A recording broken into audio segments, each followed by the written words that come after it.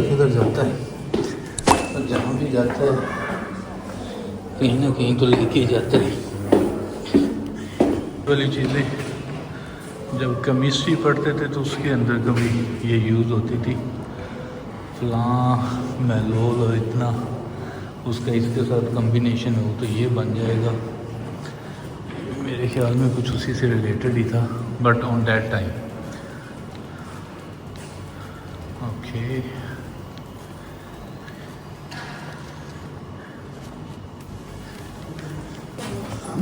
के लिए यहाँ से आप सोवेनियर ले सकते हैं। Okay, we are still outside the area.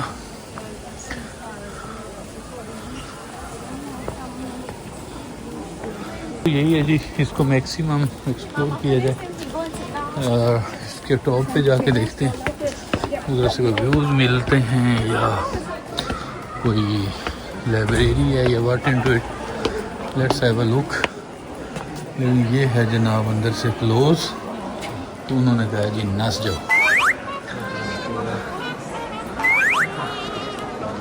Oh,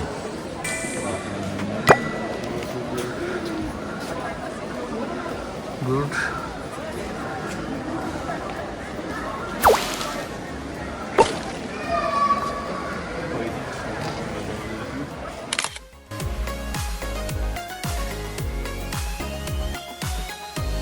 I guess कि आई थिंक कि उस टाइम का क्लॉक होगा, I am not sure but I guess.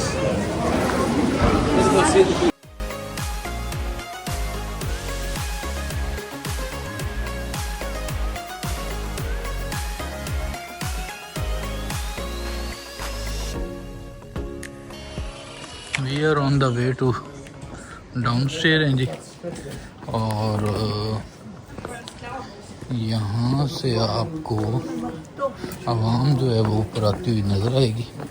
अच्छा, ये वाला जो रास्ता था हम लोग आते हुए जो है वो वाया फेनिकुलर ऊपर आए थे, लेकिन आप पैदल भी आ सकते हैं। तो व्हाट आई डिसाइडेड कि यार आया जाए थ्रू फेनिकुलर और वापसी जो है वो बाय वॉक जाया जाए। द रीज़न इज़ कि आपको रास्ते में कुछ और भी इस तरह के नज़ारे जो है वो देखने को मिल सकते हैं। अच्छा, ये थ्रू आउट जो है वो रास्ता आपको इसी तरह के नज़र आएगा, पथरीला और फुल स्लोपी। तो आपको अपनी ब्रेक्स जो है वो ज़रा टाइट करके उतरना पड़ेगा। और यार इस टाइम जो ये फाल के कलर्स हैं ना इस मौसम के, वो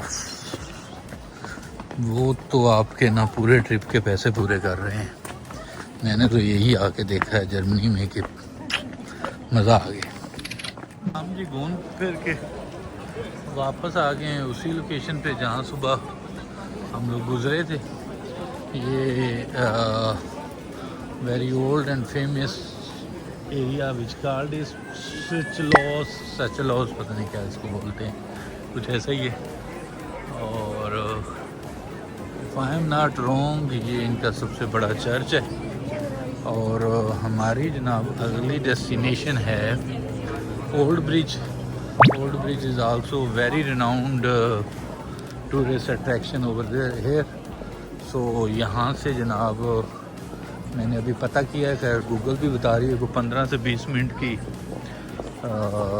वॉक है, तो उसको एक्सप्लोर करते हैं और फिर हम लोग प्लान करेंगे जनाब। एज़ यूजुअल जो नेक्स्ट हमारा प्लान है बैक टू फ्रैंकफर्ट। लकीली सुबह मैंने रिटर्न टिकट बुक की थी, बट वो टाइम बेस्ड नहीं थी। कोई भी अवेलेबल ट्रेन आप पकड़ो और आ जाओ। ये खुशकिस्मती से कुछ मेरे से अच्छा हो गया, क्योंकि अगर टाइम बाउंड होते तो फिर थोड़ा मुश्किल हो जाना था उसको वो करना। अच्छा, ये चर्च है, लेट मी सी। एंटर तो हम लोग हो सकते हैं, अंदर मैं नहीं जाऊंगा, बस यहाँ से आपको दिखाता हूँ। चर्च का व्यू है कि लोग प्रे कर रहे हैं। बहुत ही एलिगेंट आर्किटेक्ट, और वो सामने बैठे हुए हैं लोग।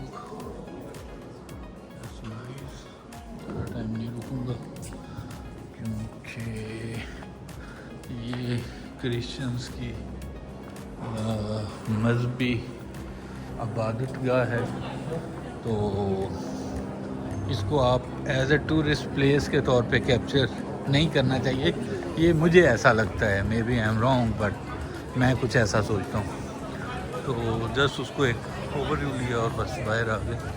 ओके जनाब, ये डिफरेंट रेस्टोरेंट्स हैं, कैफ़े हैं, होटल्स हैं, और ये बिल्डिंग्स के कॉर्नर पे। अच्छा, मैंने जितना भी यूरोप देखा है, एक चीज़ मुझे ना बड़ी वो लगी है, आप जिस सिटी में भी जाते हैं या स्पेशली जिस कंट्री में भी जाते हैं, तो वहाँ जो एक चीज़ सबसे है, वो जितनी भी बिल्डिंग्स का स्टाइल है ना, वो बहुत ही यूनिक होता है बाकी एरिया से। अब यहाँ पे आप देखो तो ये देखें, जैसे आपको नज़र आएंगी ये विंडोज़ ओपन हुई हुई हैं, ठीक है। तो ऑलमोस्ट जैसे किसी कॉर्नर पे जाएंगे आप, तो आपको उस कॉर्नर पे, उस बिल्डिंग के कॉर्नर पे बहुत ही डिफरेंट किस्म का एक स्टैचू सा बना हुआ नज़र आएगा। सुवेनियर की शॉप्स हैं जी। और अच्छा, I was not expecting to be very honest कि इतना ज़्यादा रश होगा यहाँ पे टूरिस्ट का, but I was seriously surprise to see कि मुझे फ्रैंकफर्ट की निस्बत यहाँ पे टूरिस्ट ज़्यादा मिले। फ्रैंकफर्ट में भी थे, मैं ये नहीं कहता, बट कंपैरेटिवली जो है वो यहाँ पे मुझे टूरिस्ट ज़्यादा मिले। तो finally we reach the old bridge, ठीक है। ये बल्कि 15 मिनट भी नहीं लगे, ये तो 4-5 मिनट के डिस्टेंस पे ही मुझे मिल गए।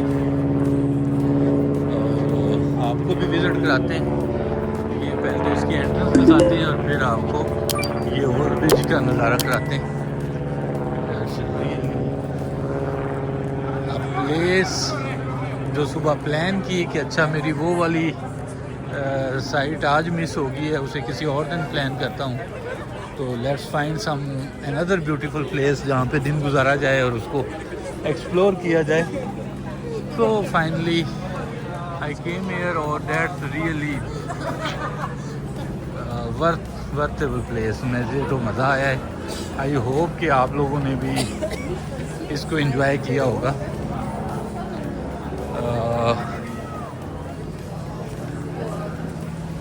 नीचे रिवर है, ऊपर से जो नज़र आ रहा था ये इसका ओल्ड ब्रिज है।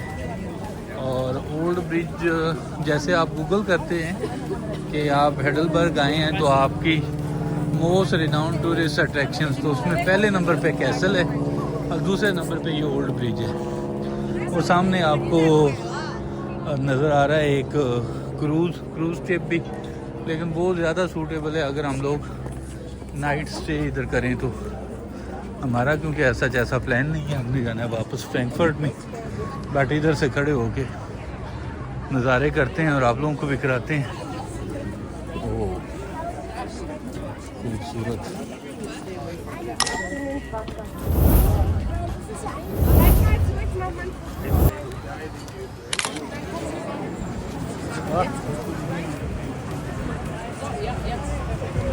ओल्ड ब्रिज पे जब आप खड़े होते हैं तो आपको कुछ इस तरह के नज़ारे सामने देखने को मिलते हैं। ओह व्हाट अ प्लेस यार। और आप अगर इसको थोड़ा सा कैमरे को घुमाते हुए इस साइड पे आएँ तो जनाब यही वो कैसल है जिसको अभी हम लोग ऊपर से विज़िट करके आए हैं। तो यहाँ से आपको कैसल का कुछ इस तरह का व्यू नज़र आता है। और यहाँ पे भी हम लोग खड़े हुए कुछ पिक्चर्स और वीडियोस बना रहे थे।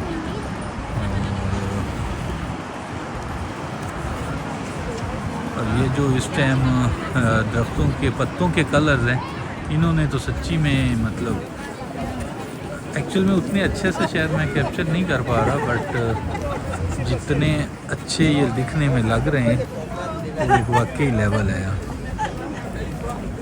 अगर आप इस साइड पे आते हैं तो आपको कुछ इस टाइप का ऊपर से बादल और व्यू है जनाब इस तरह का।